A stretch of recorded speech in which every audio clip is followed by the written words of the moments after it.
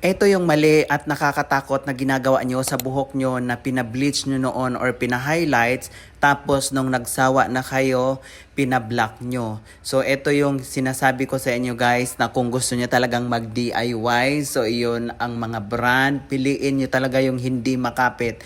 Dahil etong buhok ni ma'am is talagang namatay na yung hair niya, as in damage talaga dahil pinableach niya to at yung may mga highlights na din. Tapos yun ang nangyari is talagang pinatungan niya ng dark, which is yun yung tagalagang makapit na dark.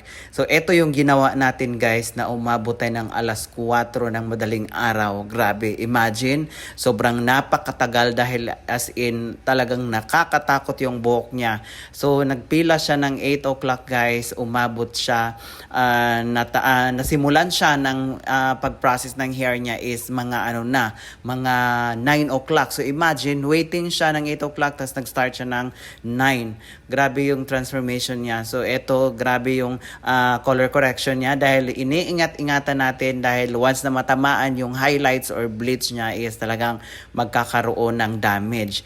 Dahil ito, pag once na tinakpan yun ng dark, so hindi na natin masusundan yung mga bleach nyo or yung mga highlights. Dahil once na natamaan natin yung highlights or yung bleach, may tendency is talagang mapuputol yung buhok nyo. So ingat-ingat talaga at huwag basta-bastang magpapatong ng mga black or kung ano-ano pa dyang mga hair color na hindi naman applicable sa mga hair nyo. Dahil hindi basta-basta ang maglalagay lang ng wala tayong consultation sa hairstylist dahil kayo rin ang masisisi sa huli or masisisi nyo rin ang hairstylist dahil sa ginagawa nyo na hindi nyo alam yung mga karapat-dapat na mga gamot para sa hair nyo. So need talaga na magtanong kayo sa mga pinaka-trusted hairstylist nyo kung ano talaga ang mas better kung gusto niya talagang mag-dark. Hindi yung bibili na lang kayo dyan sa tabi-tabi na hindi nyo alam kung ano yung mga gamot na ilalagay sa hair nyo na hindi siya pwede sa hair nyo.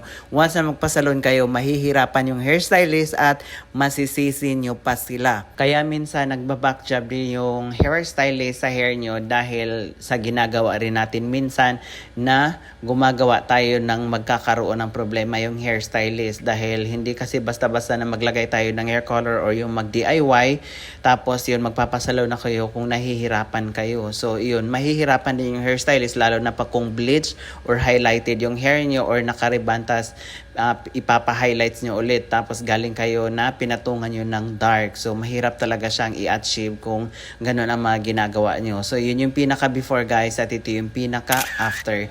Tingnan nyo after guys, grabe. Ang ganda ng transformation niya tapos wala na talaga yung dark. So nagkaroon na siya ng fashion na na-save pa rin natin yung long hair niya. So actually sinabi ko kay ma'am na putulan pa ba natin yung hair niya or sabi niya hanggat kayang i-save yung long hair niya. So iniingatan talaga natin na ma-save yung long hair niya na hindi natin magupitan.